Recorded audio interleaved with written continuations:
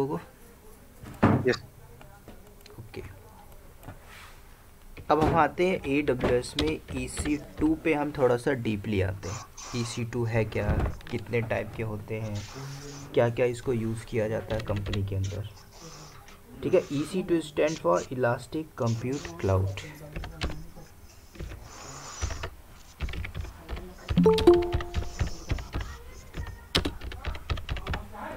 ठीक है, इसको आप कई नाम से दे जानोगे, EC2 instance, VM, server, machine, कुछ भी आप बोलो, है यही, राइट। लेकिन AWS अपने कंसोल में बोलता है मैं आपको EC2 इंस्टेंस देता हूँ, राइट। तो सर्वर आप बोलो, EC2 बोलो, VM बोलो, मशीन बोलो, तो आपका होता है EC2, इलास्टिक कंप्यूट क्लाउड।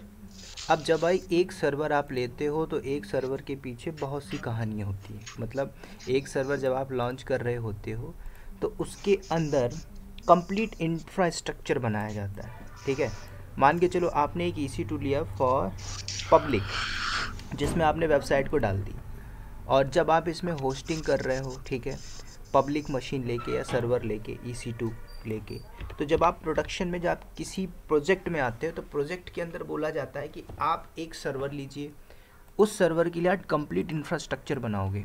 तो मान के चलो किसी बैंक का प्रोजेक्ट आता है, HDFC बैंक, तो जब HDFC बैंक का प्रोजेक्ट होगा, TCS को मिला, तो बैकएंड में जब इसकी वेबसाइट ऐप सब मैनेज करेगी TCS, तो उसके बिहाफ में एक इंफ्रा सेटअप करेगी, राइट।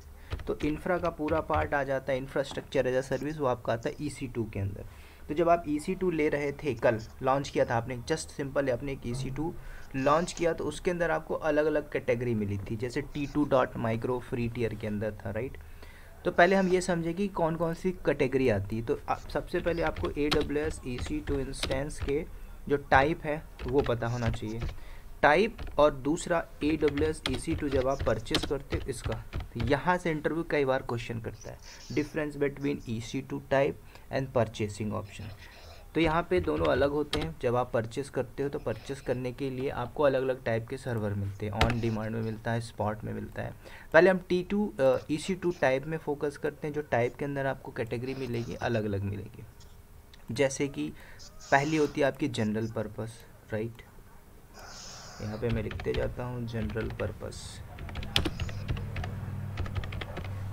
उसके बाद जब आपको अगर इस कैटेगरी मिलोगे, जनरल पर्पस एक आपको मिलता है टाइप के अंदर, दूसरा होता है compute optimization, right, compute optimization. Third आपका होता है मेमोरी ऑप्टिमाइजेशन। इसके बाद अगला सर्वर जो होगा आपको स्टोरेज से रिलेटेड होगा, मतलब स्टोरेज ऑप्टिमाइजेशन, राइट। नेक्स्ट आपका मिलता है एस्केलेटेड कंप्यूटिंग। ये 5 जो कैटेगरी है, इसी पे आपका जो कैटेगरी है टिका हुआ है, राइट। जैसे आपने एक T2 डॉट माइक्रो लिया था, राइट। तो T2 डॉट माइक्रो हम कैसे पता करेंगे कि ये किस कैटेगरी में आता है, जनरल में आता है, कंप्यूट में आता है, राइट, किस कैटेगरी में आता है। तो जो भी आपकी T2 हो गई, T3 हो गई, M से रिलेटेड जो भी कैटेगरी अगर मिलती है तो वो आपकी आएगी जनरल पर्पस के अंदर, ठीक है। T से रिलेटेड चाहे T2 हो, चाहे T1 हो, चाहे T3 हो, अगर ऐसा लिखा तो आप समझ जाओगे जनरल पर्पस के अंदर का सर्वर है। इसके अंदर M से रिलेटेड सीरीज होगी, MP5 हो सकता है, M से रिलेटेड और भी चीज़ें हो सकती हैं। बस आपको बस कैटेगरी फाइंड आउट करनी है, बाकी आपसे इंटरव्यू नहीं पूछेगा कि जनरल पर्पस के अंदर क्या क्या होता है। जब आप डॉक्यूमेंटेशन को फॉलो करोगे, इंफ्रा सेटअप करोगे, उसके अंदर लिखा रहता है कि आप T3 डॉट नैनो या T3 डॉट एक्स लार्ज जब आप सेटअप करोगे, इस कैटेगरी का आपको लेके चलना होगा।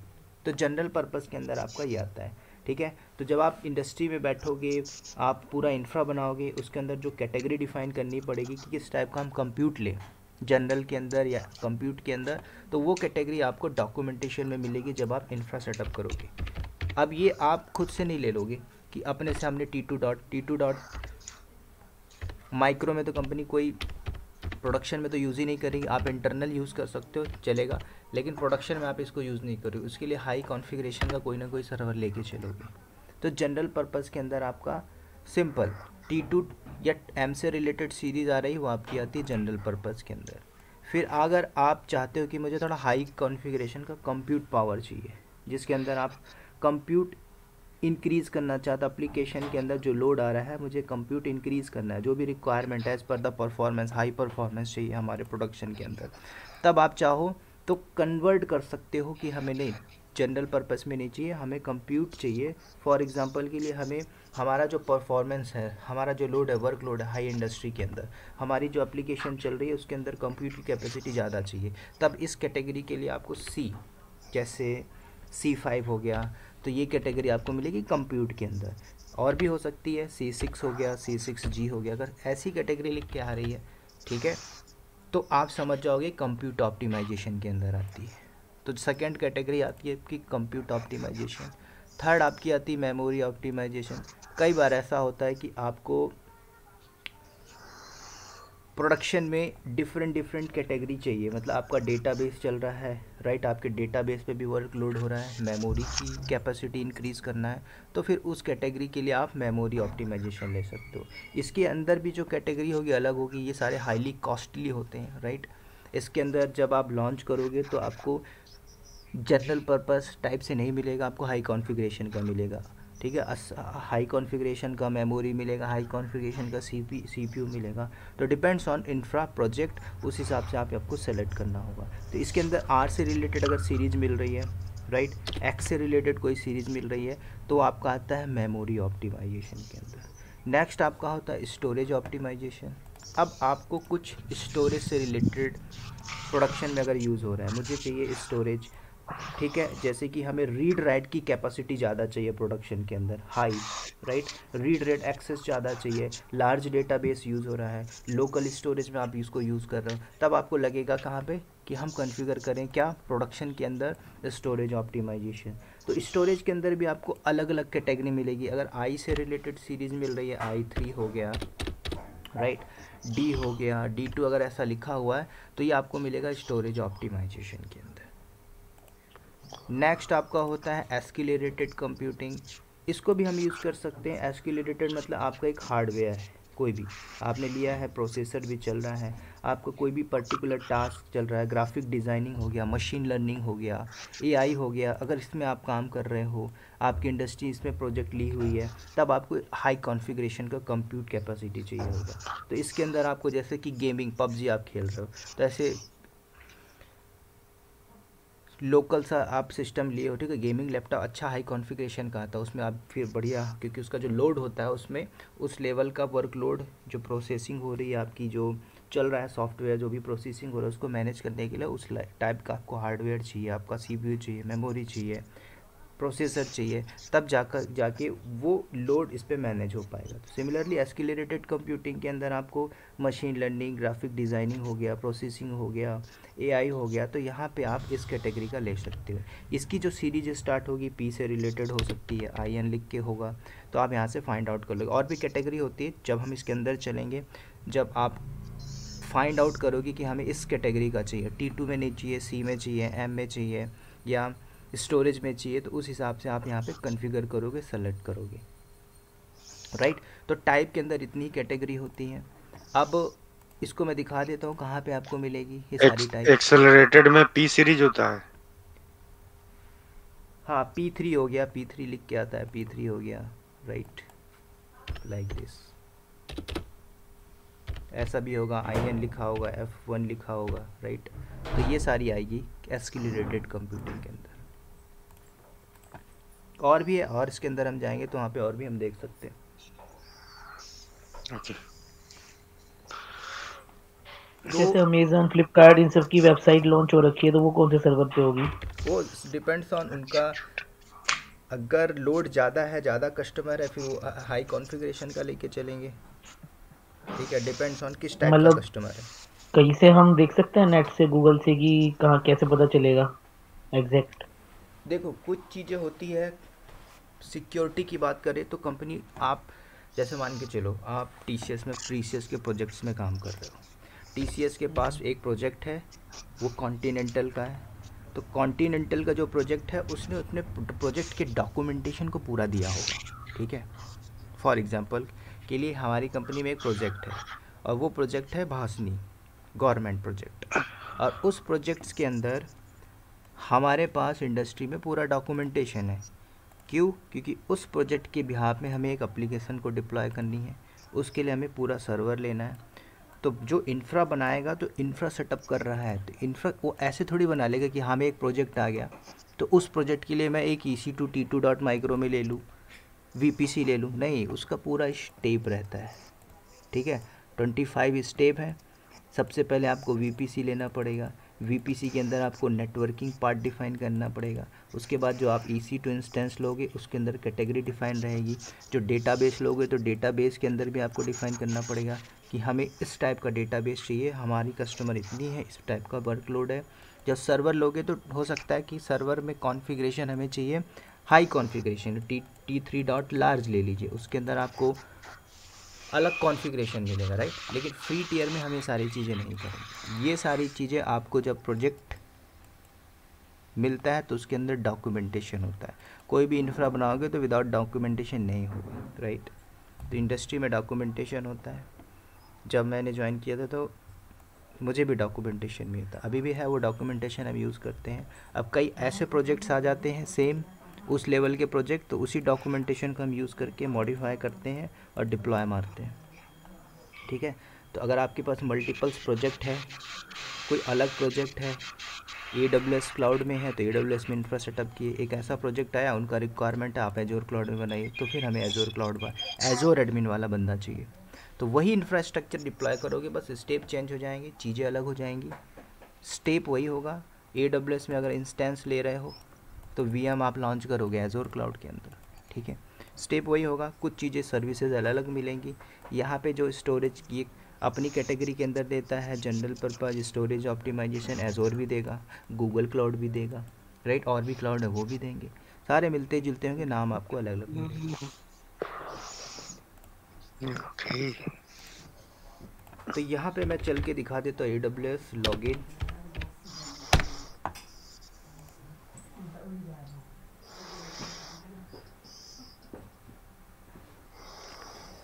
ठीक है, इसमें तो हमें लॉन्च करना नहीं है, लैब पार्ट करना नहीं है, तो हम इसका भी थ्योरी पार्ट कवर कर लेते हैं। जो सेकंड है EC2 परचेसिंग ऑप्शन, ठीक है, तो पहले हम इसको भी डिस्कस कर लेते हैं। तो जब आप परचेस करते हो, जब लॉन्च करते हो EC2, तो वहाँ पे आपको लिख के आता है ऑन डिमांड में ले लीजिए, स्पॉट इंस्टेंस में ले लीजिए, रिजर्व इंस्टेंस में ले लीजिए। तो कई बार पूछता है what is difference between type and purchasing option, पूछ लेता है परचेसिंग ऑप्शन क्या क्या होते हैं, तो लोग टाइप बता देते, टाइप पूछते तो परचेसिंग ऑप्शन बता देते, राइट। ऐसा नहीं है, क्वेश्चन नहीं पूछे, बेसिक लेवल से ही आपसे पूछेगा, चाहे आप एक्सपीरियंस हो, चाहे आप नॉन IT से हो या एक्सपीरियंस नहीं हो, तो भी आपसे इस लेवल की चीज़ें पूछेगा। आपसे लैब नहीं बोलेगा कि हाँ आपको मैं अपना सर्वर दे रहा हूँ, ये लीजिए अकाउंट है, लॉगिन करिए, EC2 लॉन्च करके दिखा दो, नहीं पूछेगा। वो पूरा पूछेगा, कॉन्फ़िगरेशन पूछेगा, किस टाइप का यूज़ करते हो, क्यों हम इसको यूज़ करते हैं, राइट। तो अब यहाँ पे परचेजिंग ऑप्शन के अंदर बात करते हैं। तो इसके अंदर आपको अलग अलग टाइप का मिलेगा। पहला होता है आपका ऑन डिमांड। तो ऑन डिमांड में आपको परचेस करना है तो पहला स्टेप मिलता है ऑन डिमांड में ले लो।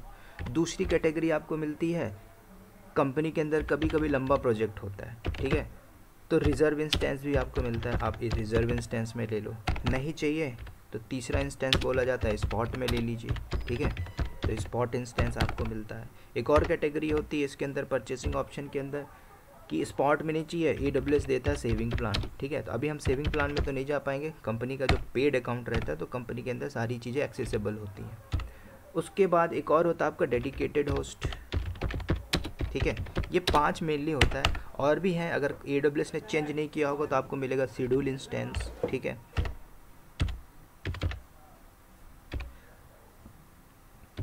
शेड्यूल इंस्टेंस अगर उसने चेंज नहीं किया होगा तो ये भी मिलेगा। तो परचेसिंग ऑप्शन के अंदर आपको ये कैटेगरी मिलती है। अब देखो, जब आप एक सर्वर लॉन्च किए थे कल, एक EC2 डिप्लॉय किए थे, कहाँ पे, अपने लैपटॉप से बैठ के आपने लैपटॉप में लॉगिन किया अपना AWS अकाउंट, वहाँ पे जाते हो, एक रीजन सेलेक्ट करते हो मुंबई, राइट, और मुंबई में जाके डिप्लॉय करते हो तो मुंबई के इंडिया के ही डेटा सेंटर में वो EC2 डिप्लॉय हुआ होगा, राइट। तो मुंबई आपका एक रीज़न है, उस मुंबई में जो मुंबई रीजन है उस रीजन के किसी ना किसी अवेलेबिलिटी जोन में जाके डिप्लॉय हुआ होगा, राइट। सिंपल सी बात है। अब इसके अंदर कितनी अवेलेबिलिटी जोन हो सकता है? 3 हो। तो मान के चलिए 1A 1B 1C, मान के चलो 2 ही अवेलेबिलिटी जोन है। अब इन दोनों में से किसी ना किसी में वो सर्वर डिप्लॉय हुआ होगा, राइट। कैसे हुआ होगा? थ्रू API, आपका इंटरनेट चल रहा होगा तभी हुआ होगा, नहीं चल रहा होगा तो डेफिनेटली होगा ही नहीं विदाउट इंटरनेट।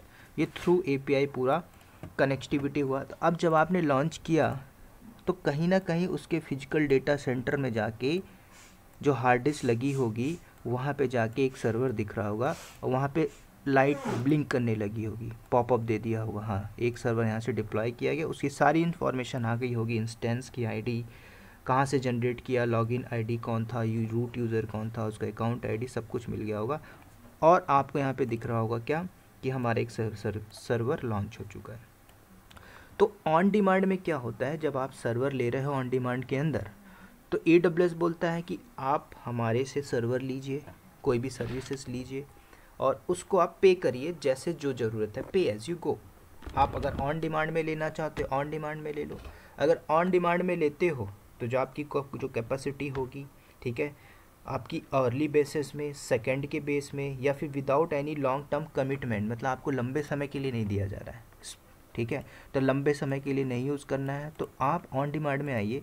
जैसे फॉर एग्जांपल के लिए आप गए दिल्ली में आपको 2 दिन रुकना है, तो 2 दिन के लिए ऐसा थोड़ी कि आप 2 महीने का रूम रेंट ले लोगे, कहीं परचेस कर लो फ्लैट, कहीं ज़मीन खरीद लो, राइट। तो ये तो बेवकूफ़ी होगी कंपनी के पॉइंट ऑफ व्यू से समझेंगे तो हमें 2 दिन ही रुकना है तो हम क्या करेंगे, होटल ले लेंगे, वो भी चीपेस्ट, सस्ता, ठीक है। आप 3 स्टार में जाइए, 4 स्टार में जाइए, नहीं जाना तो आप ओयो में जाइए, और भी सस्ते सस्ते होटल हैं, लॉज में जाइए, 2 दिन रुकिए, ठीक है, आपको कॉस्ट बचाना है। तो AWS बोलता है कि आप ऑन डिमांड में आइए, ले लीजिए, जो भी फ्लेक्सिबिलिटी है आप इसको यूज़ करिए, जो भी आपका वर्कलोड है शॉर्ट टर्म के लिए आप शॉर्ट टर्म के लिए इसको यूज़ कर लीजिए, राइट। टेस्टिंग पर्पस के लिए इसको यूज़ करना है तो टेस्टिंग के लिए आप यूज़ कर लीजिए, इंटरनल इन्वायरमेंट में इसको यूज़ करना है तो इंटरनल इन्वायरमेंट के अंदर यूज़ कर लीजिए। तो कंपनी के अंदर डेवलपर भी होगा तो डेवलपमेंट टेस्टिंग के लिए यूज़ कर सकते हैं ऑन डिमांड, हाईली फ्लेक्सिबल होता है, ऑन डिमांड इंस्टेंस को आप ले लीजिए। इसके बेनिफिट अलग अलग होंगे, शॉर्ट टर्म वर्कलोड के लिए चाहिए उसके लिए भी आप ले सकते हैं। फॉर एग्जांपल के लिए ओकेजनली आपकी कंपनी के अंदर कोई वर्कलोड है, जैसे कि बैच प्रोसेसिंग, डेटा एनालिटिक्स, इस टाइप का कुछ काम हो रहा है आपकी कंपनी के अंदर, वन टाइम कोई जॉब चल रही है आपके अंदर, कुछ ऐसे ऑन डिमांड में सर्वर लिया जाता है जो इमीडिएटली आपको प्रोविजनिंग करना पड़ता है, सर्वर के अंदर डिप्लॉय करना पड़ता है, राइट। उसके बाद आपने यूज़ किया, यूज़ करने के बाद इसको टर्मिनेट मार दो, टर्मिनेट मारा, काम हो गया आपका सक्सेसफुली, टेस्टिंग हो गई, उसके बाद टर्मिनेट मारो, कॉस्ट आपका बचा, राइट। सिंपल सी बात है, आपने 1 दिन होटल में रुका, 1 दिन का कॉस्ट दिया, उसके बाद छोड़ दिया, फिर 1 दिन से ज़्यादा रुके तो उसका चार्ज लगेगा ही। तो ऑन डिमांड में आपको ये फैसिलिटी मिलती है। उसके बाद यहाँ पे कुछ और भी बेनिफिट है ऑन डिमांड के अंदर, कुछ जैसे कि कंपनी में आप बैठे हो और आपका स्टार्टअप है, छोटा सा स्टार्टअप बिजनेस है, राइट। स्टार्टअप आपने खुद ही स्टार्टअप कर लिया, आपको पता चला क्लाउड में ऐसे ऐसे होस्टिंग की जाती है, आपने किसी ऐसी कंपनी में बैठे सर्विस बेस जो सर्विस दे रही है दूसरे को, राइट, वहाँ से आपने लर्निंग कर ली, राइट, और वहाँ से आपने सीखा, आप खुद का स्टार्टअप आप करना चाहते हो तो आप इसको यूज़ कर सकते हो, ठीक है। तो ऑर्गेनाइजेशन छोटी छोटी कैसे इसमें काम कर रही है ऑन डिमांड के अंदर, तो ऐसे आप इसको यूज़ कर सकते हो। और जो भी इंफ्रा बनाना है बेस्ड ऑन आपका बिजनेस, ठीक है, बिजनेस मतलब कंपनी में आप कर रहे हो तो कंपनी बिजनेस ही कर रही है, ठीक है, उस हिसाब से आपको सैलरी दे रही है, तो कंपनी के प्रोडक्शन इन्वायरमेंट से हमें समझना होगा कि कहाँ पे इन्वेस्ट करें, कितना कॉस्ट बचाए, किस टाइप का सर्वर ले, उस हिसाब से आपको लेके चलना ऑन डिमांड। तो अगर मान के चलो ऑन डिमांड में आप लेते हो और ऑन डिमांड में यहाँ पे प्राइस आपको लगता है 20 रुपये, ठीक है, समझने के लिए, तो 20 रुपये भी कंपनी के लिए ज़्यादा होगा। कंपनी बोलेगी नहीं अभी और भी कैटेगरी है AWS के अंदर, उसको आप यूज़ कर लीजिए। तो ऑन डिमांड में शॉर्ट टर्म टेस्टिंग, ठीक है, शॉर्ट टर्म यूज़ के लिए आपको यूज़ करना है, कोई सीजनल वर्कलोड आ गया आपके कंपनी के अंदर, राइट, कोई रिटेल काम कर रहे हो, कुछ ऐसे हॉलीडेज़ हो गए, या फिर सर्टेन पीरियड ऑफ टाइम के लिए आप काम कर रहे हो, ले लीजिए ऑन डिमांड। ऑन डिमांड में जाइए, एक सर्वर डिप्लॉय कर लीजिए, ठीक है। तो पहली कैटेगरी मिलती है परचेस करने के लिए ऑन डिमांड, तो ऑन डिमांड में आप एक सर्वर डिप्लॉय कर लो, किसी भी रीजन में ले लो, रीजन के अंदर अवेलेबिलिटी जोन आपका आएगा ही। अब कुछ ऐसी कंपनियां हैं जो बोलती हैं कि हमें एक प्रोजेक्ट आया, मान के चलो SBI ने प्रोजेक्ट दे दिया, तो SBI सरकारी है, ठीक है। तो इसमें सरकारी वाला काम है तो सरकारी वाला लंबा होता है। तो एसबीआई बैंक बोलता है किसको, मान के चलो अच्छी कंपनी को उसने सर्च किया, हमसे नहीं हो पा रहा, ठीक है। एसबीआई में देखो तो आईटी वाले लोग बहुत कम रहते हैं। पहले निकलता था एसबीआई क्लर्क, पीओ, एसएसएसओ निकलती थी वैकेंसी, मैंने भी भरा था आईटी में, हुआ ही नहीं मेरा सिलेक्शन। तो बैंक क्या कर रही है, इसके पास टीम नहीं है आईटी की, तो इनको आज पता है, पहले लोग बैंक में लाइन लगाते थे, आज इसका ऐप हो गया, इसका वेबसाइट है, लोग पूरा वर्चुअली पूरा नेट के थ्रू काम कर रहे हैं। आज चाहेगी कि बैंक हमारे कस्टमर हमसे कटे ना, और कस्टमर आए, हमारा प्रॉफिट हो, लोन ले, होम लोन, ये लोन है ना, ये सारा काम चलता रहना। तो एसबीआई ने क्या देखा कि देखो इंडिया में मार्केट के अंदर कौन सी बढ़िया टॉप लेवल की कंपनी आईटी की, तो उसने सर्च किया, चलो भाई सर HCL अच्छी है और इन्फोसिस भी अच्छी है, TCS भी अच्छी है। तो इसने क्या किया, इन्फोसिस को दे दिया प्रोजेक्ट। तो जब इन्फोसिस के पास प्रोजेक्ट आया तो इसके पास एग्रीमेंट में साइन हुआ होगा कि एसबीआई से सर प्रोजेक्ट आया, इस इन्फोसिस ने वैकेंसी निकाली होगी, तो एसबीआई के बिहाफ में दो बंदे या 20 बंदे 100 बंदे हायर कर लिया गया होगा। तो जब इस प्रोजेक्ट में कंपनी आएगी इन्फोसिस, किस प्रोजेक्ट के लिए, एसबीआई के लिए, तो एसबीआई ने बोला कि हमारा जो प्रोजेक्ट होगा 5 साल के लिए होगा या फिर 3 साल के लिए होगा, 3 ईयर हम देखेंगे, सर्विस और अच्छी होगी तो हम आपको एक्सटेंड कर देंगे फर्दर कॉन्ट्रैक्ट। तो जब इसको प्रोजेक्ट मिला इन्फोसिस को 3 साल के लिए, 3 साल के लिए जब प्रोजेक्ट आया तो 3 साल के लिए क्या करेगी, किराए पे थोड़ी चलाएगी। तो जब 3 साल या उससे ज़्यादा या 1 साल, ऐसा भी प्रोजेक्ट्स रहते हैं, 1 साल, 1.5 साल, 2 साल, 5 साल, तो ऐसा कोई प्रोजेक्ट आया कंपनी के अंदर, तब आपको AWS बोलता है आप काम करिए, मैं आपको दूसरी कैटेगरी देता हूँ, रिजर्व इंस्टेंस, ठीक है। तो रिजर्व इंस्टेंस के अंदर इंटरव्यू में पूछेगा डेफिनेटली, रिजर्व इंस्टेंस में परचेसिंग ऑप्शन क्या क्या आते हैं, क्या होता है इसका minimum and maximum time period. तो रिजर्व इंस्टेंस जब आप लॉन्च करोगे तो उसमें आपको मिनिमम 1 साल, मिनिमम जो टाइम पीरियड है 1 ईयर, मैक्सिमम जो टाइम पीरियड है आपका 3 साल 36 महीने, ठीक है, 3 ईयर। इसके ऊपर चाहिए पॉसिबल है, बाय डिफ़ॉल्ट तो दे रहा है AWS, इसके ऊपर चाहिए तो हमें AWS से इंटरनली कम्युनिकेट करना पड़ता है। कुछ चीज़ें होती है जो AWS आप अपनी सर्विसेज के अंदर चीज़ें लिमिटेड रखता है, हमें उससे ज़्यादा चाहिए तो हमसे रिक्वेस्ट करनी पड़ती है AWS टीम से, वहाँ से हम इस टर्म ओवर को एक्सीड करा सकते हैं। 3 to 5 करना तो 5 करा लीजिए। कॉन्ट्रैक्ट क्या है, 1 साल का है तो आप 1 साल के लिए यूज़ कर लो, 2 साल चाहिए 2 साल के लिए, 3 साल मोर देन इसके लिए चाहिए तो आप यहाँ से कॉन्ट्रैक्ट कर सकते हैं। तो 3 मिनिमम जो होता है 1 साल, मैक्सिमम होता है 3 साल, ये इसकी लिमिट है बाय डिफ़ॉल्ट। तो जब यहाँ पे आप रिजर्व इंस्टेंस लोगे तो रिजर्व इंस्टेंस में आपको पूछता है कि आपके पास पैसा है अभी दे दीजिए। तो इसके अंदर आपको 3 पेमेंट के ऑप्शन मिलते हैं, पेमेंट ऑप्शन, ठीक है। पहला आपका आता है फुल ऑफ फ्रंट, फुल नहीं बोलते इसको, ऑल ऑफ फ्रंट। दूसरा आपका होता है नो ऑफ फ्रंट। तीसरा आपका होता है पार्शियल ऑफ फ्रंट। समझते हैं इसको रियल टाइम के बेसिस पे। मान के चलो आपके पास 80 लाख रुपए है, राइट, 80 लाख रुपए है, आप चाहते हो कि मेरा घर होना चाहिए दिल्ली में, ठीक है, मुखर्जी नगर में, कहीं पे भी होना चाहिए। तो आप जब फ्लैट लेने जाओगे तो आपको पता चलता होगा दिल्ली गुड़गांव में निकल जाओ, गोदरेज प्रॉपर्टी बढ़िया मिल रही है, उसको आपको ख़रीदना है। तो उस गोदरेज प्रॉपर्टी का कॉस्ट है मान के चलो 90 लाख रुपए। तो अब किसको चाहिए इसको, मार्केट में 3 टाइप के लोग हैं, जिसके पास पैसा है, जिसके पास नहीं है उसको भी चाहिए, जो मीडियम उसको भी चाहिए, तीनों को चाहिए।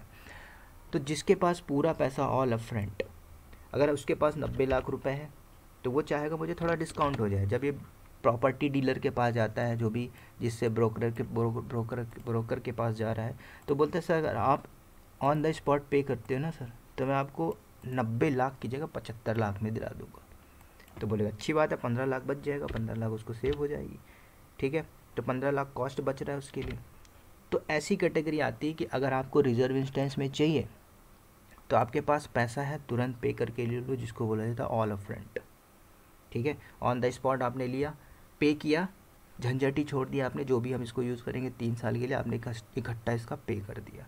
कल को लगता है कि नहीं हमारे पास अभी जो अकाउंट में है 2 लाख रुपए ही है सर, लेकिन मुझे प्रॉपर्टी चाहिए, तो उसके लिए भी आपको डीलर ऑप्शन देगा, ठीक है सर स्टार्टिंग का 2 लाख सबमिट करा दो, 2 लाख आपने 2 लाख दे दिया, बाकी का नेक्स्ट मंथ से सर 20,000 या 50,000 जो भी आपकी सैलरी उस हिसाब से EMI अप्लाई कर लेना।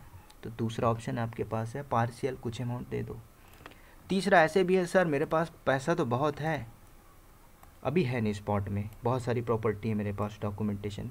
तो बोलेगा इसके लिए भी कोई दिक्कत नहीं है, आप एक काम करिए, आपकी जो डॉक्यूमेंटेशन है वो सबमिट कर दीजिए, हम आपको क्या करेंगे, आपके नाम पे इशू कर देते हैं और नेक्स्ट मंथ से हम आपकी EMI जनरेट कर देंगे। ठीक है, तो तीनों कैटेगरी है जो आपकी होती है, all upfront, no upfront और पार्शियल ऑफ फ्रंट। तो इंटरव्यू में डेफिनेटली पूछेगा कि रिजर्व इंस्टेंस का मिनिमम मैक्सिमम टाइम पीरियड क्या होता है, पेमेंट के कितने ऑप्शन होते हैं। पूछेगा आप इंडस्ट्री में कौन सा करते हो, बोलना सर मैं नहीं करता हूँ, हमारी बिलिंग टीम है वो काम करती है। What is the keyword upfront? Upfront ये कैटेगरी है, upfront, upfront. Okay, all upfront, no upfront, partial upfront. तो आपको चाहिए रिजर्व के अंदर तो आप रिजर्व कर लीजिए, राइट। तो आपको बोला जाता है रिजर्व इंस्टेंस के अंदर ले लीजिए long term period of time के लिए। तो आप क्या करोगे, जब सर्वर लॉन्च करने जाओगे तो रिजर्व इंस्टेंस सेलेक्ट करोगे, रिजर्व इंस्टेंस में जाके उस सर्वर को डिप्लॉय करोगे।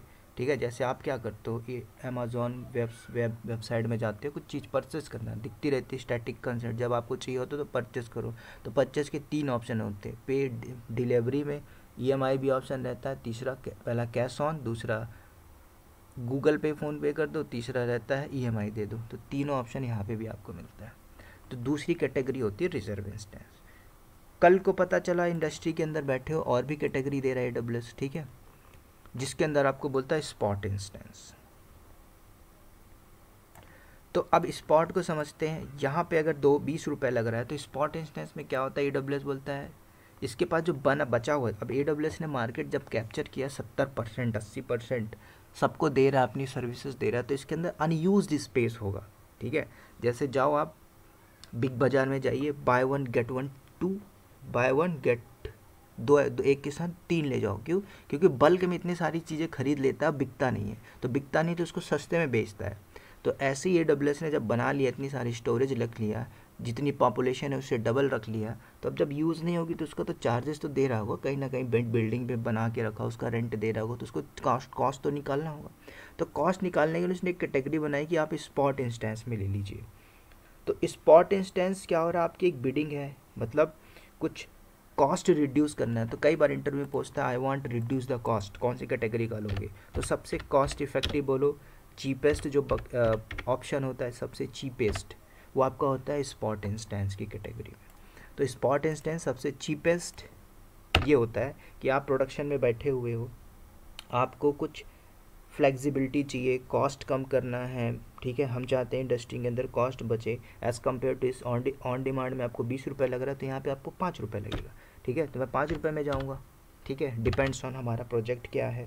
कंपनी के अंदर अगर डेटा एनालिटिक्स टाइप का वर्कलोड हो रहा है, हडूप जैसे क्लस्टर पे काम हो रहा है, डेटा माइनिंग में हो रहा है, लॉग एनालिटिक्स में अगर काम हो रहा है, तो आप जाइए और स्पॉट इंस्टेंस को यूज़ कर सकते हो। इसके अंदर और भी है, ऐसा नहीं, टेस्टिंग के लिए आप इसको यूज़ कर सकते हो, टेस्टिंग पर्पज़ के लिए शॉर्ट टर्म, मतलब 1 घंटा 2 घंटा 4 घंटा चाहिए आप ले लीजिए। ठीक है, अब क्या हुआ, मान के चलो कंपनी में एक डेवलपर आया सुबह 9 बजे, शाम को 3 बजे चला जाता है, उसको 4 घंटे के लिए एक सर्वर चाहिए। अब एक कैंडिडेट क्या करता है, नया नया कंपनी के अंदर जाता है, रिजर्व इंस्टेंस डिप्लॉय कर दे रहा है, तो रिजर्व इंस्टेंस उसने 1 साल के लिए दे दे, काम उसको 3 घंटे करना है, तो 3 साल का वो 1 साल का कॉस्ट क्यों देगा, सिंपल सी बात है। तो इंडस्ट्री में अगर आप मान के चलो, आपको बोला गया कि सर्वर डिप्लॉय कर दो 2 घंटे के लिए, आपने ऑन डिमांड में कर दिया या फिर रिजर्व में कर दिया, तो जो बिलिंग टीम रहती है और दूसरी रिसोर्स की टीम बैठती है, तो बिलिंग वाला उनको बोला गया भाई हमारा जो टारगेट है मंथली 80 लाख से ज़्यादा नहीं आना चाहिए, और आ गया 120 CR। ठीक है, 120 करोड़, 1 करोड़ 20 लाख, तो 1 करोड़ 20 लाख में फिर मीटिंग बैठाई जाएगी कि ये अननेसेसरी जो चल रहा था, उसमें टीम होती है अलग अलग, रिसोर्स मैनेजमेंट सारे रिसोर्स देखती रहती है क्या चल रहा है। अगर हार्ड डिस्क आपका 70 GB का 90 GB का है, तो 90 GB में कितना डेटा स्टोरेज है, अगर उसके अंदर सिर्फ 20 GB का ही डेटा स्टोर है, राइट, बाकी का 70 GB 60 GB जो बचा वो अननेसेसरी पड़ा, तो कॉस्ट उसका लग रहा है। तो बिलिंग टीम देखेगी सर अननेसेसरी चल रहा है, तब आपको बोला जाए काम करो, उस वॉल्यूम को कम करो, रिड्यूस तो करो, वॉल्यूम को रिड्यूस करो, जब कभी फ्यूचर में लोड आएगा तो हम उसको बढ़ा लेंगे घटा लेंगे। तो AWS ने स्टार्टिंग में बोला था मैं आपको स्केलेबिलिटी देता हूँ, कल को आपको ज़रूरत नहीं उसको कम कर लो, घटा लो, कल को फिर ज़रूरत पड़ी तो बढ़ा लीजिए। तो स्पॉट इंस्टेंस कुछ ऐसे ही आपका अब आपकी कंपनी में एक पाइपलाइन चलेगी, मान के चलो CI/CD पाइपलाइन में आप काम कर रहे हो, राइट। कंपनी यूज़ कर रही है कंटिन्यूस इंटीग्रेशन, कंटिन्यूस डिप्लॉयमेंट, जो भी आपका टेस्टिंग डिप्लॉयमेंट है उसके लिए अब आपको एक सर्वर चाहिए, राइट। तो कंपनी में जब प्रोडक्शन के अंदर आप डिप्लॉय करोगे, मान के चलो ये आपका इंटरनल स्टेज है कंपनी का और ये प्रोडक्शन इन्वायरमेंट है, तो ऐसा तो नहीं सब आप टेस्टिंग करके तुरंत आप डिप्लॉय कर दोगे। पहले आप पूरी पाइपलाइन बनाओगे, पाइपलाइन बना के चेक करोगे यस इट्स वर्किंग और नॉट। तो उसके लिए आपने एक सर्वर ले लिया स्पॉट इंस्टेंस में, ठीक है, टेस्टिंग के लिए। तो जब आपने टेस्टिंग किया सब कुछ ओके है, उसके बाद आप ले लीजिए रिजर्व में चाहिए या डेडिकेटेड चाहिए, किस पर्पज़ का चाहिए, आप यहाँ पे सर्वर ले लो। पहले इंटरनल आप टेस्टिंग करो। तो जब CI/CD डिप्लॉयमेंट कर रहे हो तो स्पॉट कैटेगरी में आप ले सकते हो। टेस्टिंग करना है कोई बिल्डिंग सॉफ्टवेयर आपके अंदर, ठीक है, तो कॉस्ट आपको मेन रिड्यूस करना है तो आप स्पॉट इंस्टेंस को भी यूज़ कर सकते हो। टेस्टिंग में ले लो शॉर्ट टर्म के लिए, इसको 1 घंटा 2 घंटा यूज़ करना है तो आप ले सकते हो। और भी चीज़ें होती है जैसे कंपनी के अंदर कंटेनर में एप्लीकेशन चलिए डॉकर में, ठीक है, डॉकर क्यूबरनेटिस। अब कंटेनराइज एप्लीकेशन चल रही है तो अब क्या होगा यहाँ पे, तो यहाँ पे जब आपको चाहिए एक सर्वर, अगर सर आप ये स्पॉट इंस्टांस और ऑन डिमांड इंस्टांस में डिफरेंस क्लियर नहीं हो पा रहा है। इस दोनों का अप्रोक्सीमेट सेम ही लग रहा है। नहीं नहीं इसमें सेम नहीं है। सबसे अगर इसमें कॉस्ट लग रहा है 20 रुपये, देखो ऑन डिमांड में, आप ऑन डिमांड में क्या आपको जब चाहिए तब मिल रहा है। स्पॉट में क्या है, कॉस्ट इफेक्टिव है, सबसे चीपेस्ट कॉस्ट की बात करें सर्वर की तो सबसे चीपेस्ट में आता है आपका स्पॉट की कैटेगरी में। तो क्या वो ऑन डिमांड नहीं हो सकता है हो स्पॉट सकता है, इंस्टांस? हो हाँ। सकता है, ऐसा नहीं है। अब मान के अब देखो एक एम्प्लॉय क्या करता है, एक एम्प्लॉय को बोला गया हमें एक सर्वर चाहिए 3 घंटे के लिए या 2 घंटे के लिए दे दो या फिर आधे घंटे के लिए। अब वो बंदा जाता है लॉन्च कर देता है, क्या उसके पास राइट्स होता है, उसने लॉन्च कर दिया ऑन डिमांड में। ऑन डिमांड किया, 15 मिनट बाद एक रिसोर्स टीम ने मेल किया, बॉस को बताया सर इसने ऑन डिमांड में लॉन्च किया। फिर वो मेरे को फ़ोन करके बोलता है सर मैंने ऑन डिमांड में लॉन्च किया, क्या दिक्कत था। बोला आपके कॉस्ट पे डिपेंड आया होगा, अगर आपने ऑन डिमांड में लॉन्च किया होगा पहले देखो कि इंटरनल में किस काम के लिए यूज़ हो रहा है। तो उसने बोला सर मुझे आधे घंटे के लिए देना था। मैंने बोला फिर आपने स्पॉट क्यों नहीं लॉन्च किया। बोला सर मुझे पता नहीं था स्पॉट क्या होता है, ठीक है। तो ओके। इसको यूज़ करने को तो आप रिजर्व कर लो, कोई दिक्कत नहीं। 3 साल हाँ, वाला, कॉस्ट तीन का। साल वाला आप या डिप्लॉय कर लीजिए। फिर जब अर्ली मॉर्निंग मेल आएगा सचिन आइए ऑफिस में आइए, सर क्या किया था कल आपने, कुछ नहीं सर, ठीक है। तो ये इंटरनल चीज़ें होती है कंपनी के अंदर। और ये सारी चीज़ ऐसा नहीं है कि आपको जब आप स्टार्टिंग में जाओगे तो आपको KT दिया जाएगा, नॉलेज ट्रांसफ़र। ऐसा नहीं है कि आप अपनी मर्ज़ी से जाके कर लोगे। अभी जब एक टॉपिक पढ़ोगे IAM, उसमें आपको पता चलेगा हाँ हमारे पास ये राइट्स रहते हैं कंपनी के अंदर कि मैं तो कुछ कर ही नहीं सकता कंपनी में, राइट। तो स्पॉट की कैटेगरी होती है।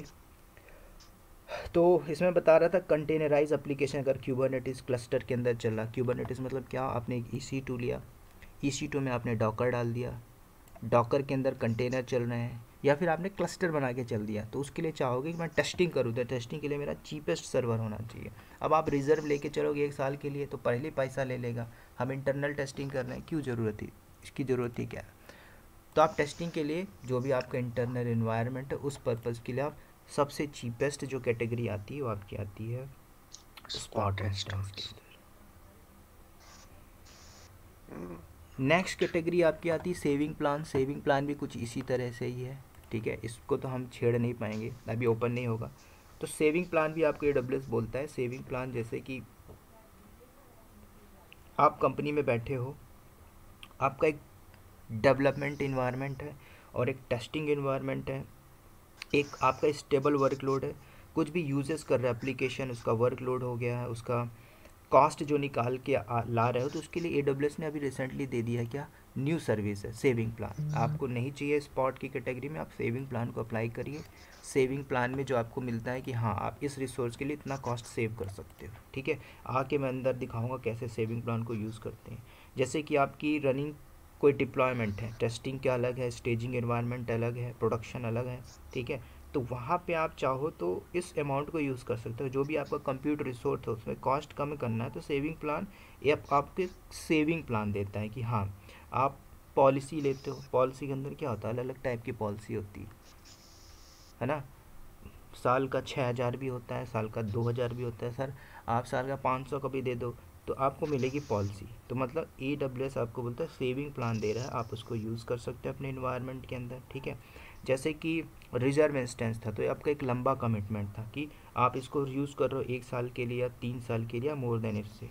तो इसमें भी आपको सेविंग प्लान मिलता है, मतलब जो भी कॉस्ट कम करना है, एक्सचेंज करना है, जो भी आपका अमाउंट यूज़ हो रहा है उसको आपको, जैसे डॉलर में मिल रहा है तो डॉलर में मिल रहा है तो उसको और कम करना चाहते हैं, जैसे 1 और 3 साल की बात करें तो आपको रिजर्व इंस्टेंस में मिल रहा है, और भी रिड्यूस करना है कॉस्ट रियल सिनेरियो के हिसाब से। तो AWS बोलता है नहीं, तो आप आइए सेविंग प्लान यूज़ कर लीजिए। फ्री टियर में आई थिंक ओपन नहीं होगा, ओपन होगा तो मैं तो आपको दिखा दूंगा। सेविंग प्लान किसी भी इंस्टांस के लॉन्च करने पे लिया जा सकता है? स्टार्टिंग में नहीं ले पाएंगे, इसका अलग ही एक कंसोल होगा, इसमें जाके हमें डिप्लॉय करना पड़ता है। रिजर्व ऐसा नहीं कि आप जब आप EC2 क्रिएट करते हो वहाँ पे रिजर्व के लिए अलग कैटेगरी है, डेडिकेटेड होस्ट तो आप डेडिकेटेड में जाके डिप्लॉय करिए। ओके। अच्छा, एक साथ दो प्लान्स जो है वो अप्लाई हो जाएंगे? जैसे अगर मुझे मैंने रिजर्व इंस्टेंस में अगर मेरे को नहीं नहीं, स्पॉट या एक बार में एक ही कर सेविंग पाओगे। प्लान भी अप्लाई करना? एक बार में एक आप सोचोगे मैं एक ले लूँ उसमें रिजर्व स्पॉट दोनों ले लूँ, नहीं। अच्छा। ऑन डिमांड है तो ऑन डिमांड, स्पॉट है तो स्पॉट चेंज कर सकते हो वहाँ से, रिजर्व है तो रिजर्व लोगे, एक बार में एक कैटेगरी। हम्म। एक प्लान पे एक ही इंस्टेंस बनेगी या हाँ, 2-3 बन सकती हैं?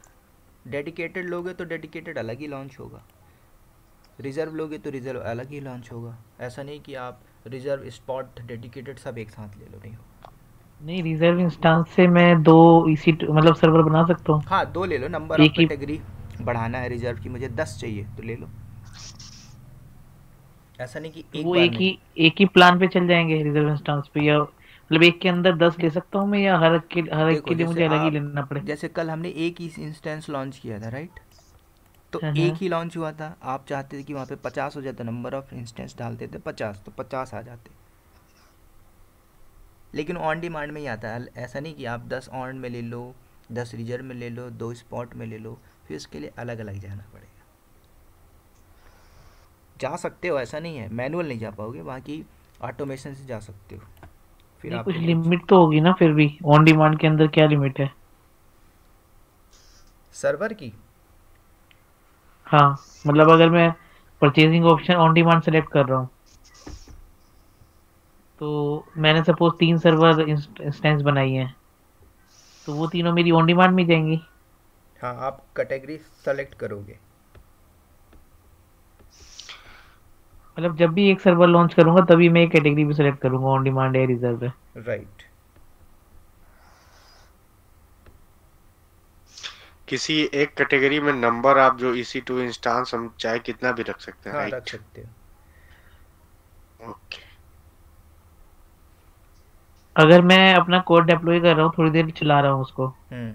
एक इंस्टेंस पे, उसके बाद मैंने स्पोर्ट इंस्टेंस लिया, उसके बाद मैंने उसे छोड़ दिया, देन सेकंड डे फिर मैं सेम ही वही इंस्टेंस लॉन्च कर सकता हूँ? हाँ कर सकते, तो मेरा कोड वहाँ रहेगा या वो उड़ जाएगा? रहेगा रहेगा, अगर इंस्टांस टर्मिनेट नहीं होगा तो, जब तक टर्मिनेट राइट? नहीं मारोगे तब तक।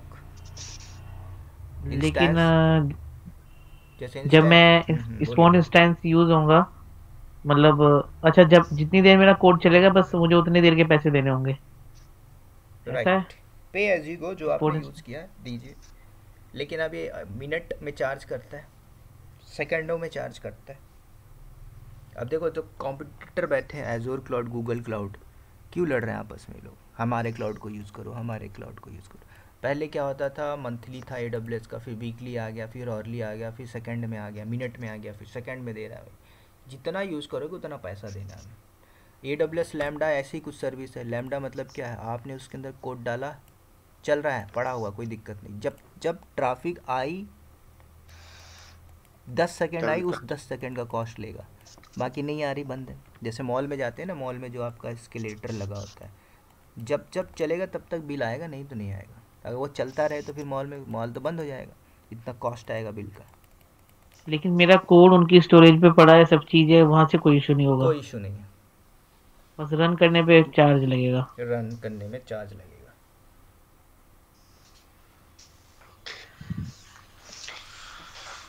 अगली कैटेगरी आती है हमारी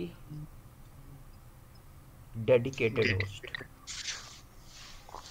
तो डेडिकेटेड होस्ट भी कुछ ऐसा ही है जैसे कि आप AWS क्लाउड में क्या ले रहे हैं, सर्वर ले रहे हैं, राइट। तो अभी वहाँ पे जब आप लॉन्च कर रहे हो तो ऐसा तो नहीं कंपनी के अंदर आप ही बस हो, आप ही जो की कंपनी कर रही है।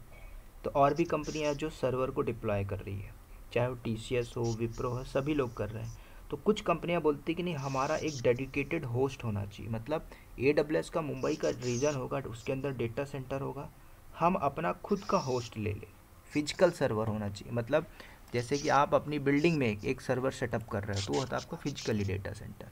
लेकिन AWS बोलता है कि नहीं, आप चाहते हो कि मुंबई में 1C अवेलेबिलिटी जोन में आपका ही पूरा होस्ट हो जाए, मतलब पूरा सर्वर का रैक आपके नाम पे ही हो जाए, उसका लाइसेंस वगैरह सब कुछ। कल को आप उस सर्वर के साथ जो भी करते हैं करिए, कोई दिक्कत नहीं है। As compare to on demand spot instance, ये होता है सबसे मतलब सबसे कॉस्टली सर्वर बोला जाता है किसको, ऑन डेडिकेटेड होस्ट को।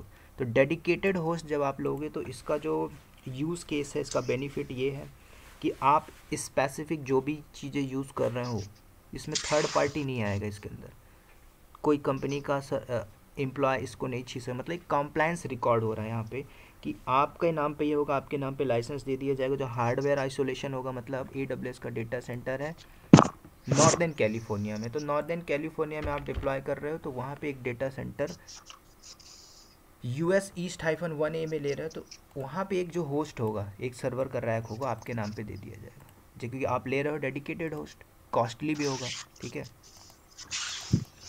तो जब कॉस्टली होगा तो आपको उस हिसाब से पे करना होगा। तो आपने एक सर्वर ही ले लिया, एक रीजन के अंदर पूरा एक आपने होस्ट ले लिया, तो इसके अंदर आपका पूरा होस्ट रहेगा जो भी आपको यूज़ करना है। इसके एडवांटेजेस ये होते हैं कि इसके अंदर आप खुद मैनेज करोगे जो भी चीज़ें देखनी है, सॉफ्टवेयर लाइसेंस मिलेगा इसके अंदर आपको, सिक्योरिटी का आइसोलेशन खुद को मिलेगा, मतलब हाईली सिक्योर होगा एज कम्पेयर टू। और सिक्योरिटी की बात करें तो कुछ ऐसी कंपनियां जिसके पास खूब पैसा है तो वो चाहेगी कि हम एक अपना डेडिकेटेड होस्ट ले लें, हमें रिजर्व से लेना नहीं है, हम जो भी करेंगे डेडिकेटेड होस्ट के अंदर करेंगे, ठीक है। तो एप्लीकेशन डिप्लॉय करना है, हार्डवेयर आपका ही डिपेंडेंस होगा, जो पुरानी एप्लीकेशन है, सिस्टम का जो रिले टाइम चल रहा है, हार्डवेयर कॉन्फ़िगरेशन हो रही है, फिजिकल की जो भी कॉन्फ़िगरेशन हो रही है आपके सर्वर के अंदर, तो डेडिकेटेड होस्ट प्रॉपरली इसको मेंटेन करेगा। जो भी आपका परफॉर्मेंस है उसके अंदर, जो भी नेसेसरी हार्डवेयर चाहिए सब कुछ आपको मिलेगा उसके अंदर, राइट। जैसे आप ऑन डिमांड में लेते हो तो ऑन डिमांड के अंदर आपको कुछ चीज़ें मैनुअल आपको बढ़ानी घटानी पड़ेगी। आपने एक पूरा होस्ट ही ले लिया, होस्ट मतलब जैसे ट्रेन में आप जा रहे हो, राइट, शादी हो रही है आपकी, आपको जाना है दिल्ली से चेन्नई बाय ट्रेन, फ़्लाइट में तो बैठाओगे नहीं सबको, क्यों दोगे, 200 लोग जा रहे हैं। तो आपने क्या किया, दिल्ली से चेन्नई जा रही है एक ट्रेन, उसमें एक बोगी पूरा बुक कर लिया, तो बोगी हो गई आपकी होस्ट, ठीक है। उसमें जो भी है सब कुछ आपने रिज़र्व कर लिया, मतलब आपने ले लिया, एक पूरा होस्ट ही ले लिया, तो वो पूरा होस्ट हो गया कहाँ तक, चेन्नई तक जाने तक। तो इसके अंदर आप जो तोड़ो फोड़ो, है ना, जो करना हो करिए, तोड़ो फोड़ो नहीं, मतलब आपके नाम पे है, अब कहीं पे भी बैठो, कुछ भी करो, कुछ भी यूज़ करो, वो आपके नाम पे रिज़र्व है बोगी, ठीक है। तो जैसे कई बार आप ट्रेन में गए होगे तो जो आर्मी वाले होते हैं ना, उनकी एक रिज़र्व 2-3 तो रिज़र्व बोगी रहती है, और आप उसमें चले गए तो भगा देंगे मार के, राइट। तो ऐसे ही आपका होता है डेडिकेटेड होस्ट। तो इसमें जो भी वर्कलोड है, जो भी आप कस्टम कॉन्फ़िगरेशन करोगे अपने इन्वायरमेंट के अंदर, सारा कुछ आप इस होस्ट के अंदर आप कर सकते हो। ये कॉस्टली होता है, जब हम चल के लॉन्च करेंगे तो वहाँ पे आपको मैं दिखाऊंगा कैसे इसको डिप्लॉय किया जाता है।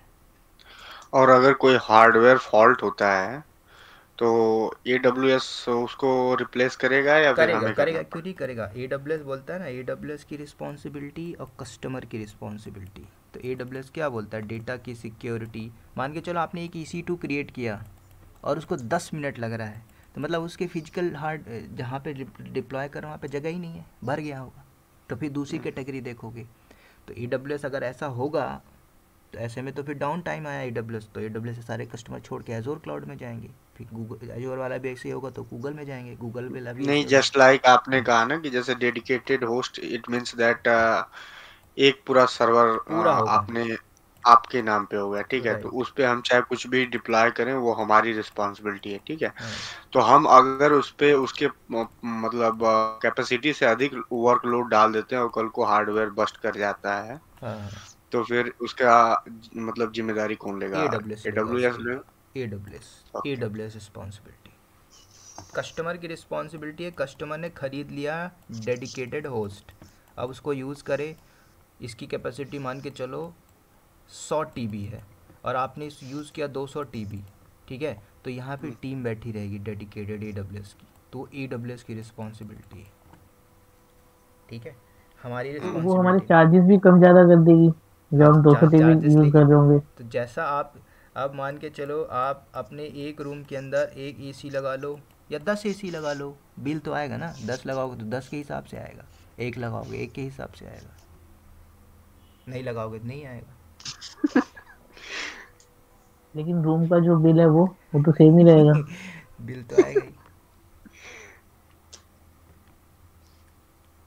जो जो चीज़ें चल रही हैं तो वो तो आएगा ही, बिल तो आएगा।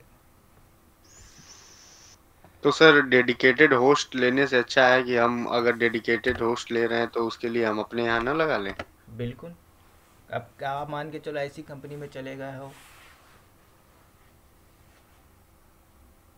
HGS में चले गए हो, उसके बाद इफरात पैसा है, तो वो बोलेगी हम्म, आप डेडिकेटेड होस्ट लेके चलो, उसके अंदर होंगे मैनेजर, होंगे टीम लीडर होंगे, तो आप सजेस्ट करोगे नहीं सर वी हमें कॉस्ट बचाना चाहिए, कॉस्ट के लिए हम सर ये ले लेते हैं, बोलेगा ज़्यादा दिमाग मत लगाओ, यही लेना है हमें, हम पिछले 2 साल से यही करते आ रहे हैं। तो हम्म, ऐसा नहीं है, अब depends on company projects. Company, her company चाहेगी मैं अपना कॉस्ट बचाऊं, तो कॉस्ट बचाने के लिए कॉस्ट की टीम बैठा के ही रखेगी। ऐसा नहीं है कॉस्ट बिलिंग की टीम, बिलिंग टीम बैठती है हर जगह बैठेगी। अब ऐसा नहीं है कि बिलिंग टीम के लिए हायर किया जाएगा, ये इसमें मत रहिएगा। आप AWS सीख रहे हो, AWS सोल्यूशन आर्किटेक्ट, कल को आपकी जॉब लगेगी, आपको कंपनी बिलिंग डैशबोर्ड भी दे देगी, मैनेज करिए बिलिंग सेक्शन। कल को आपको बोल देगी आप रिसोर्स मैनेजमेंट देखिए, कल को आप सिक्योरिटी देखिए, सब देखिए, क्योंकि आप AWS एडमिनिस्ट्रेटर हो। ऐसा नहीं है कि आप सिर्फ बिलिंग, AWS में सिर्फ आपको पता है sir, I know sir billing dashboard मुझे पूरा पता है, AWS में मुझे सर पूरी सिक्योरिटी के बारे में पता है। उसके लिए होता है सर्टिफिकेशन, सिक्योरिटी एक्सपर्ट हो सकते हो, लेकिन आजकल प्रोफाइल अलग है, आपको डेवॉप्स के नाम पे हायर किया जाएगा और काम कराएंगे, मॉनिटरिंग वाला। मॉनिटरिंग में बैठा देंगे, बैठो बेटा ले लो, 8 लाख का पैकेज है, दे रही हूँ मैं 8 लाख।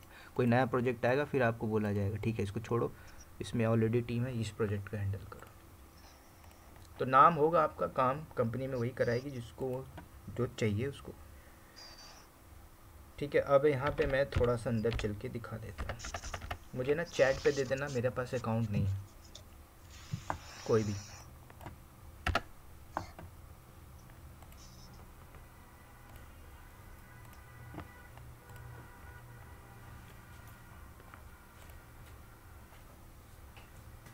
कल सर किसी का बन नहीं रहा था, बन गया सर आपका अकाउंट? कौन था? हाँ सर, बन गया, अकाउंट बन गया हो मेरा। गया, चलो। पेमेंट नहीं हो रहा था सर, पेमेंट मतलब फोन से फिर बाद में किए, आज किए तो हो गया। कितना, 2 रुपये दिए ना आपने? नहीं सर, 6 रुपये। 6 रुपये?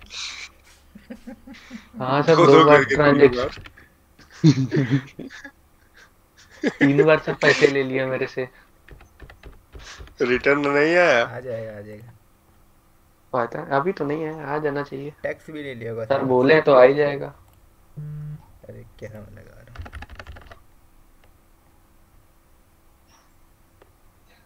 कि मैं पासवर्ड डाल रहा था।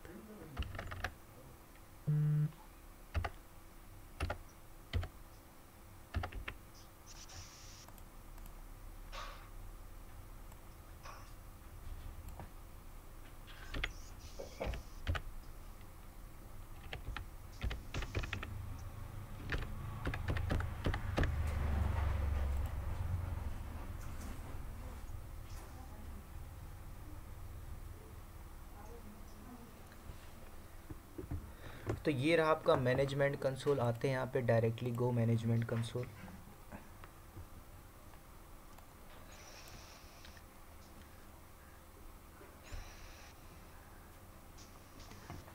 कोई भी रीजन आप सेलेक्ट करते हो तो उस रीजन की लेटेंसी देखना हो, राइट। तो आप गूगल में आइए, सर्च करिए क्लाउड पिंग,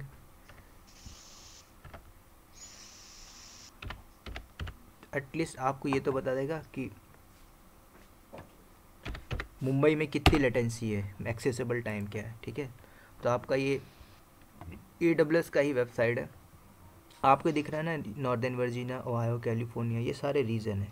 यहाँ पे आप देखना चाहते हो लेटेंसी कितने टाइम पे एक्सेसिबल होगा, कितना मिली सेकेंड लेगा, तो आप ये HTTP पे क्लिक कर दो। तो जैसे मैंने क्लिक किया तो आपको बता रहा है कि पिंगिंग टाइम जो होगा इतना सेकंड, इतना सेकंड, इतना सेकंड। अभी हम लोग लेटेस्ट बैठे हैं मुंबई में, मतलब इंडिया के अंदर, तो इंडिया के अंदर सबसे कम हुआ। तो ये रहा मुंबई 80 सेकेंड, हैदराबाद में 82 सेकेंड, ये दोनों हमारे इंडिया के हैं, ये डेटा सेंटर है। तो यहाँ से आप फाइंड आउट कर सकते हो लेटेंसी, एक्सेसिबल टाइम होगा जो मिली सेकेंड, इतने मिली सेकेंड में आ जाएगा। तो अभी हम कहीं पे भी ले सकते हैं, आप नॉर्दर्न वर्जीनिया ले लो, कैलिफोर्निया, लैब आप कहीं पे भी कर लो, चलेगा।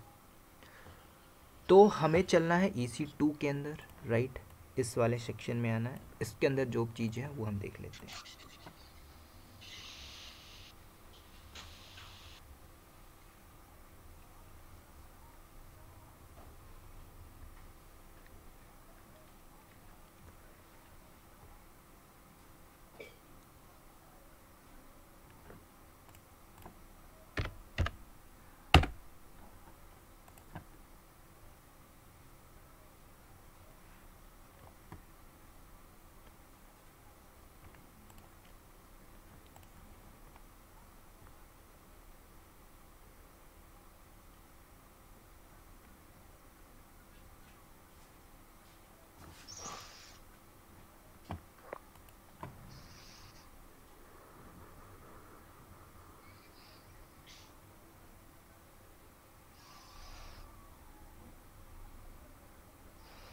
तो जैसे मैं इंस्टेंस टाइप के अंदर आया हूँ, तो यहाँ पे आपको टाइप की सारी कैटेगरी मिल जाएंगी, जिस टाइप की चाहिए।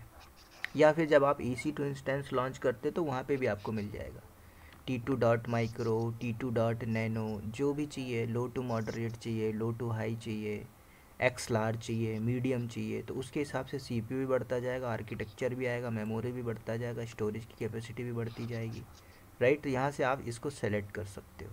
कंप्यूट हाई कॉन्फ़िगरेशन का चाहिए, जैसे आपने सेलेक्ट कर लिया C3 एक्स लार्ज, तो फिर इसका फिर अलग नेटवर्किंग, स्टोरेज, CPU 16, आर्किटेक्चर ये है, memory 30, storage 320, right, SSD hard disk, network performance high होगा। तो यहाँ से आप कैटेगरी ले लोगे। नहीं चाहिए यहाँ से सेलेक्ट करना, तो आप EC2 इंस्टेंस जब डिप्लॉय करते हो तो वहाँ से भी आप कर सकते हो। तो जैसे मैं यहाँ पे करता हूँ लॉन्च इंस्टेंस, सर वो कहाँ से लेते हैं ऑन डिमांड और वो सब? हाँ वो भी बता रहा हूँ मैं। तो यहाँ पे आप देख रहे थे कैटेगरी टाइप की, ठीक है, ये जैसे दिख रहा है। तो कल जो मैंने लॉन्च किया था वो आपका था T2, और अब क्या हो गया, कंसोल 2023 में आप सीख रहे हो, तो आपको ना चीज़ें काफ़ी अच्छी हो गई हैं। पहले ऐसे नहीं लिख के आता था, पहले आपको कैलकुलेटर दिया जाता था। अब यहाँ पे लिखा ऑन डिमांड के अंदर, विंडो लोगे तो इतना कॉस्ट आएगा, सूजे लोगे इतना कॉस्ट आएगा, RHEL लोगे, रेड हेड इंटरप्राइज लिमिटेड का इतना कॉस्ट आएगा, अर्ली बेसिस पे चार्ज करेगा, ठीक है। तो जैसे आप लिनक्स लोगे, ठीक है, तो लिनक्स का इतना आएगा 0.00 USD डॉलर। लेकिन आप फ्री यूज़ कर रहे हो तो फ्री के अंदर 150 घंटे दे रहा है, यूज़ करो, बिल आएगा, छोड़ दो। हाँ, अगर 1 रुपये आता है, लंबा अकाउंट चलाना, 1 रुपये आता है ना, 80 पैसा आता है ना, पे कर दिया करो। उससे क्या ना, AWS वाला खुश रहेगा, आपका अकाउंट चलेगा। 100 रुपये के ऊपर आया मत पे करना, 500 आया मत पे करना, 1000 रुपये आया मत पे करना। स्टार्टिंग का जो बिल आता है ना, स्टार्टिंग में जैसे 2 रुपये आ गया, पे कर दीजिए। कुछ आया 0.90 पैसा, पे कर दीजिए। तो मैं ऐसे कर करके चलाया था 1.5 साल, फिर सस्पेंड हो गया वो, ठीक है। तो यहाँ से आप कैटेगरी देख सकते हो, और भी आप यहाँ से ब्राउज़ कर लीजिए, ठीक है। सेम जब मैं वहाँ पे दिखा रहा था, यहाँ से आप सेलेक्ट कर लोगे, सिंपल। तो जो भी कैटेगरी चाहिए होगी, जिस पर्पज़ का चाहिए होगा, आप यहाँ से डिप्लॉय कर सकते हो। हमें आते हैं और भी जो कैटेगरी हमने पढ़ा था, ऑन डि शिट,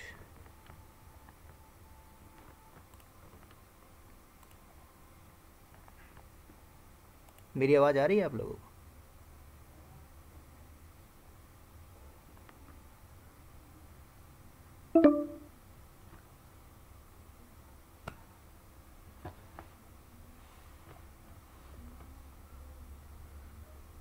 तेरी की तेरी की तेरी की।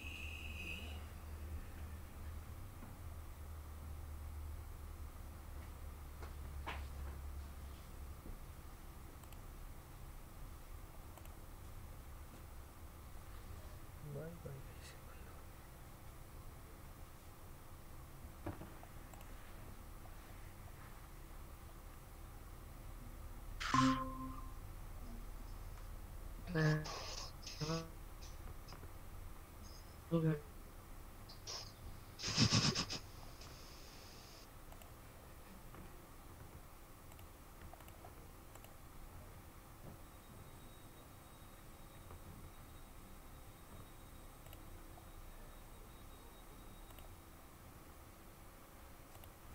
चलिए स्क्रीन दिखाई दे रहा है। इंटरनेट लॉस्ट हो गया था, राइट।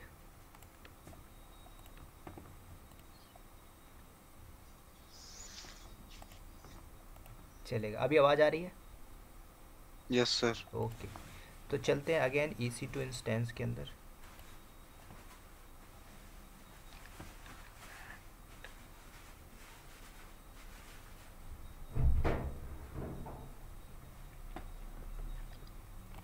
तो हमने जो कैटेगरी देखी थी स्पॉट लॉन्च टेम्पलेट में, आपको आगे बताऊँ एक टॉपिक ऑटो स्केलिंग, वहाँ पे हम यूज़ करेंगे। स्पॉट रिक्वेस्ट, स्पॉट इंस्टेंस हो गया, सेविंग प्लान हो गया, डेडिकेटेड हो गया, राइट। डेडिकेटेड हो गया, नई सर्विस आपकी कैपेसिटी रिजर्वेशन के अंदर, ठीक है। तो डिपेंड्स ऑन कैपेसिटी आप ले सकते हो, इसको हम चल के देखेंगे। तो पहले हम आते हैं स्पॉट के अंदर।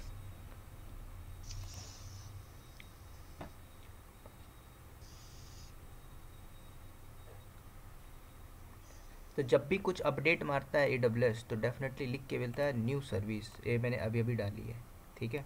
तो कभी भी आप पढ़ रहे हो AWS के अंदर चीज़ें अपडेट होती जाएंगी, ठीक है। जैसे आज आपने पढ़ा 2024 में 25 में चीज़ें अपडेट मिलेंगी, राइट। तो अपने आप को अपडेट करते रहना। तो हम एक ले रहे हैं इस स्पॉट। तो स्पॉट में आते हैं, स्पॉट इंस्टेंस लेते हैं। तो जब आप परचेस करने जा रहे हो तो आपसे पूछ रहा है कि आप मैनुअल कॉन्फ़िगर करोगे या आपने लॉन्च टेम्पलेट लिया है। मतलब कंपनी के अंदर रहते हो, ठीक है, तो पहले से टेम्पलेट रहता है। जैसे आपको एक EC2 डेली चाहिए, T2.micro, तो आप डेली जाके इन सर्वर में कंसोल में जाके क्रिएट करोगे, 4 मिनट लगेगा।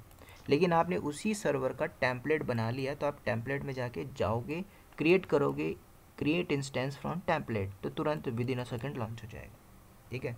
तो चाहो तो आप तो टेम्पलेट यूज़ कर। टेम्पलेट बनाने से क्या डेटा भी रिस्टोर हो सकता है? टेम्पलेट बनाने से क्या रहेगा, आपका वो जो कॉन्फ़िगरेशन थी तो वही है। अब जैसे मार्केट में सेव हो आती है जाएगा वो। पार्ले-जी बिस्किट, तो क्या उसको लोग हाथ से बनाते हैं कि नहीं? उसका एक टेम्पलेट होगा, एक ढांचे में 2000 3000 आती है कि सूख के निकल जाता है, वो टेम्पलेट होता है। तो ऐसे ही टेम्पलेट आप, ठीक है, मैं अभी एक सर्वर लॉन्च करके दिखाऊंगा लास्ट में, तो उसको हम देख लेंगे कैसे करते हैं। तो दो आपसे पूछ रहा है क्या आपके पास मैनुअल कोई चीज़ कॉन्फ़िगर करना चाहते हो, टेम्पलेट। टेम्पलेट होता तो आप टेम्पलेट में टिक करते, फिर आपका वो टेम्पलेट दिखाई देता है यहाँ पे। अभी तो है नहीं हमारे पास, जब होता तो आप वो भी कर सकते थे। तो मैंने अभी जैसे मैनुअल किया, मुझे मैनुअल कॉन्फ़िगर करना है। तो की पेयर में आपका की पेयर चाहिए होगा, की पेयर मस्ट, जो आपने की पेयर को जनरेट किया था। तो की पेयर अगर आपके पास है, जैसे हमने कल किया था, तो मेरे पास है तो वो यूज़ कर लेना, राइट। तो या फिर नई एक की पेयर यहाँ से जनरेट कर लो। तो जैसे मैंने की यहाँ पे जनरेट कर लिया, की का नाम भी दे दो जो भी आपको लगता है, जिस प्रोजेक्ट के लिए आप बनाओगे उसका की दे देना। तो मैंने जैसे यहाँ से क्रिएट किया की का नाम दे दिया मैंने स्पॉट के नाम से। RS से लेके चलते हैं, पैम या PP के पुट्टी में करना तो PP के ले लो। तो मैंने जैसे पुट्टी कर दिया, क्रिएट किया, तो हमारा की डाउनलोड हो चुका स्पॉट के नाम से। उसके बाद दोबारा चलते हैं कहाँ पे, अभी हमने डाउनलोड कर लिया, तो अब यहाँ पे रिफ़्रेश करो तो आपका स्पॉट के नाम से आ चुका है। उसके बाद ऑप्शनल है, स्किप कर दो। एडिशनल कुछ रिक्वेस्ट डिटेल डालनी तो IAM, ये IAM का एक टॉपिक है, इसमें हम पढ़ेंगे IAM रोल क्या होता है, IAM यूज़र कैसे बनाए जाते हैं, ठीक है। अब आपकी टारगेट कैपेसिटी कितनी है, कि आपको कितने नंबर ऑफ स्पॉट इंस्टेंस चाहिए। आपने बोला 2, आपने बोला 5, ठीक है। तो यहाँ पे आपको बोल रहा है कि जो टोटल टारगेट कैपेसिटी है, जैसे मैंने यहाँ पे डाला 1, 2, या फिर आप जैसे डाल रहे हो 5, तो डिपेंड्स ऑन कितनी कैपेसिटी चाहिए, तो अभी हम एक लेके चलते हैं। तो जितना आपको चाहिए, जितनी टारगेट कैपेसिटी चाहिए, आप वहाँ से सेलेक्ट कर लेना। इंस्टेंस में ये जो चाहिए, टारगेट कैपेसिटी है इंस्टेंसेस की, इसका मतलब ये है कि वर्क कितने वर्क स्टेशन होंगे, कितने कंप्यूटर्स होंगे जिन पे हम राइट काम। राइट राइट, कितने नंबर ऑफ सर्वर्स होंगे। तो उसमें ओके। कैटेगरी भी बोलना आपको, क्या इंस्टेंस चाहिए या सीपीयू का पावर चाहिए, मेमोरी में ज़्यादा चाहिए, किस कैटेगरी में चाहिए, जो टारगेट आपकी कैपेसिटी किस में चाहते हो। मैं चाहता हूँ मुझे ना हाँ, सर्वर ही चाहिए। ये मेरे को कंफ्यूजन होता है जब आप सर्वर्स बोलते हो, तो सर्वर्स के अंदर बहुत सारे कंप्यूटर्स भी हो सकते हैं। तो तो ये इंस्टेंस ही जब बोल इंस्टेंस सकती है। है। हाँ, तो इंस्टेंस का मतलब क्या, एक कंप्यूटर है या फिर एक सर्वर है? क्या कंप्यूटर सर्वर हो सकता है? नहीं, हाँ हाँ। बोलिए बोलिए सर। नहीं, नहीं हो सकता। क्यों नहीं हो सकता? एक कंप्यूटर को सर्वर क्यों नहीं बनाया जा सकता? नहीं सर, सिंगल बना सकते सर्वर। हैं कंप्यूटर को सर्वर, सर्वर रूम में अगर छोटा। फिजिकली गए हाँ होगे हाँ। तो वहाँ पे क्या सर्वर रैक सर्वर रैक लगे तो रहते, लेकिन कंप्यूटर तो लगा रहता है एक ठो वहाँ पे, उसको बोलते हाँ हैं हाँ हाँ। सर्वर। मॉनिटरिंग के लिए लगा रहता है है सर। ना। अब सर्वर को चलाने के लिए लोड चाहिए होता है भाई, सीपीयू चाहिए, इतना मेमोरी चाहिए, उस पर लोड आ रहा है, तो उसके लोड के लिए हम अलग अलग से रैक में लगाते जा रहे हैं, हार्ड डिस्क वगैरह, ठीक है, कॉन्फ़िगर करते जा रहे हैं। हाँ, तो इंस्टेंस मतलब वही है, सर्वर मतलब वही है, मशीन मतलब वही है, वीएम का मतलब वही है। अब आप चाहे बिल्कुल। सर्वर बोलो, सर्वर में मुझे मेमोरी ऐड करना है तो उसके लिए अलग होगा, सीपीयू ऐड करना है तो सीपीयू अलग होगा, ठीक है। तो अगर मैं सर्वर बोलता हूँ कंफ्यूज नहीं होना, इंस्टेंस बोलूँगा तो भी सही चलेगा। ओके। Oh shit.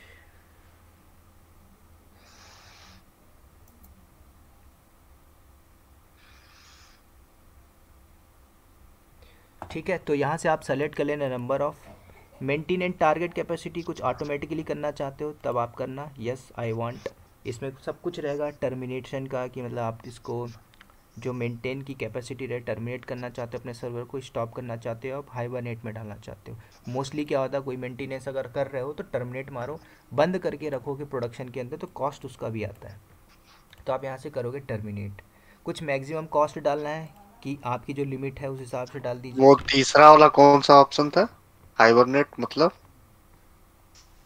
हाइबरनेट मतलब आपका स्टॉप मोड में आके चला जाएगा, कुछ नहीं होगा फिर। जॉम्बी। हाँ, डेड हो जाएगा वो। जॉम्बी इन पोजीशन। हाँ, जॉम्बी जॉम्बी। ओके।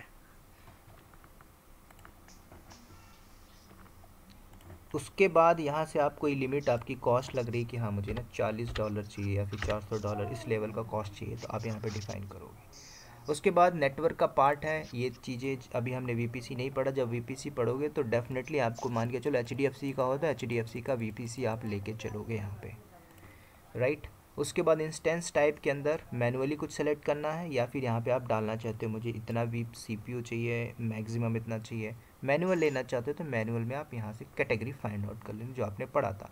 तो जैसे हमने सी की बात किया था, C3 लार्ज, एम की कैटेगरी, तो मैं यहाँ पे C3 ले लेता हूँ, कंप्यूट ऑप्टिमाइजेशन, मैंने इसको ऐड किया।